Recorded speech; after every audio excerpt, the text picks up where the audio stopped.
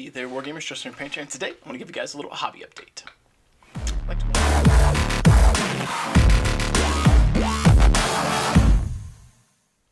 like to welcome you guys back to the channel. Thank you for tuning in today. I apologize for the absence of content during July.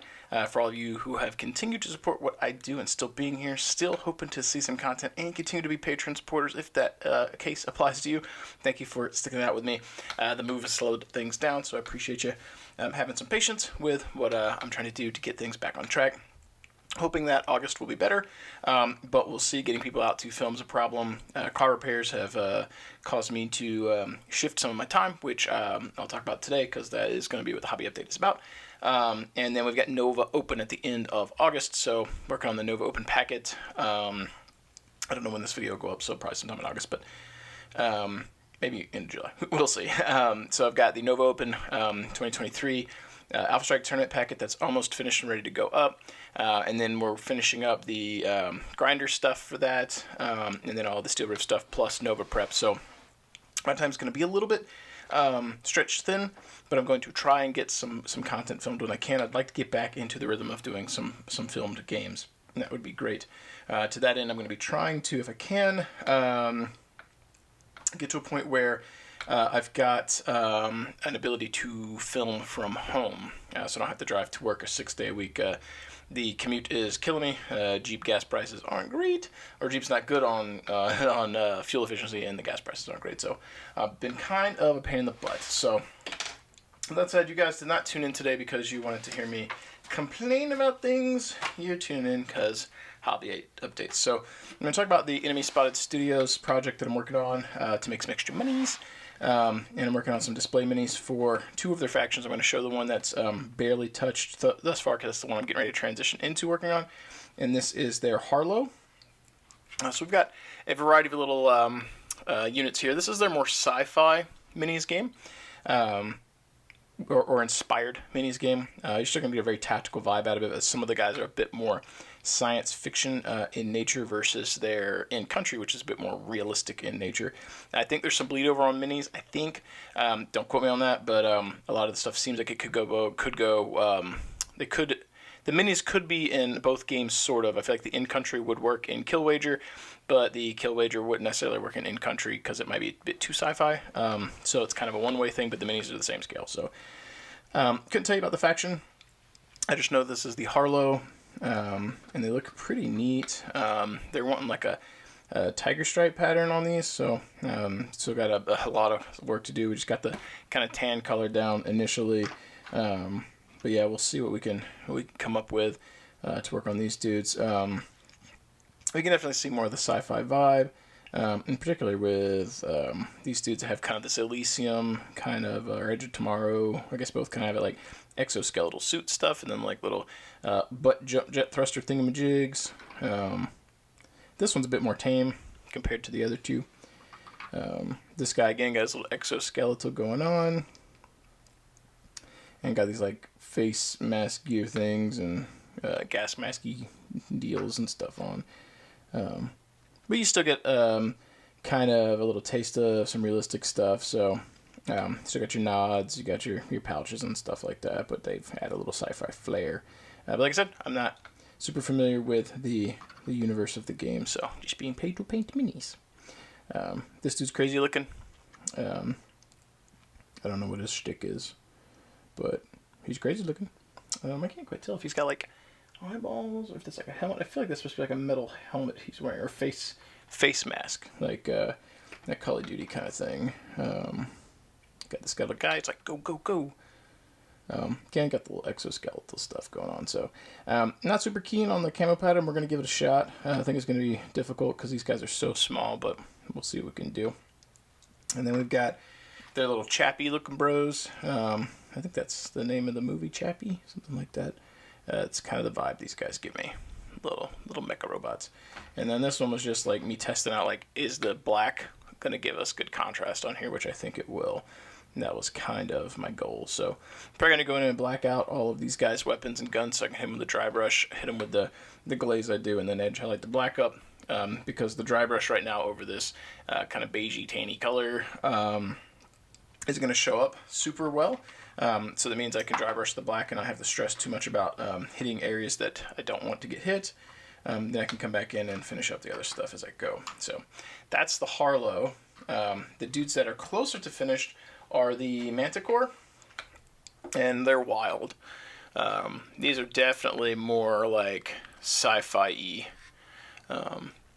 This is where these guys are. I favor this paint scheme. I'm hoping the other ones with the camo pattern will turn out well, but I really like this one.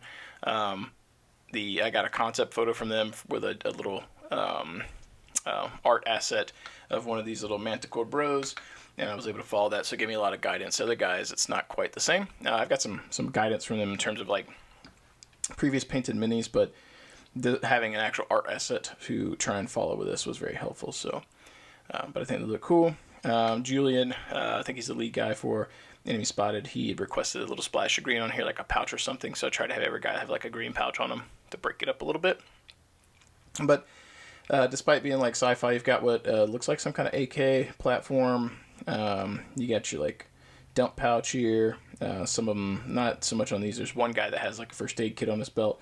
But your chest rigs and stuff, it's all going to be very similar to what you would see in like a real world thing, or your tactical bros on the internet. Though I believe Enemy Spotted is veteran owned and operated, so the Instagram gun guys may do one thing, but the Enemy Spotted studio is actually focused on realism, I think, with their minis. I think it's actually one of the taglines for them is like the most realistic looking minis or something like that. So this stuff is not just for show. I assume they're very pedantic or specific with where they put stuff because they wanted to emulate what these guys would look like in real life, aside from the exoskeletons and the crazy sci-fi helmets. Some of that has a realistic analogs and some doesn't. So, but yeah, got a little drum magazine. They look pretty cool. Can't go wrong with black and red. If you're watching this and you're a Battletech fan, you've seen plenty of black and red from me because I have painted plenty of Wolf's Dragoons. So this one still has, actually I missed it. Man, I gotta go back and do a thing. I missed his little canisters carrying him to paint that, and he's got his face that I've got to do. So I thought I was done with the Manticore today. I was wrong. And this little guy, he's got like a little face visor thingamajig there. Pretty cool. This one is the one that had the med pouch on him. I thought about doing the like medical cross red, but then I figured like if he was going low profile, granted he's black and red models, so it's not super low profile, but I left it green on purpose for low profile because sometimes you'll see like tactical pouches like black gray without the actual red cross, but it's still there, so you see it. Maybe it's in a reflective IR type thing or something. I did that on purpose. I didn't want to put it on there. I didn't want to go too Christmassy with it in this case. So that was a choice on my part. So we've got 4 more dudes here. We'll get through the regular grunty pros. This one's actually got an Easter egg on it. This little cannon up here, or shoulder mounted thing, whatever it is. He's got a little smiley face. Whoops. So we can get that to focus.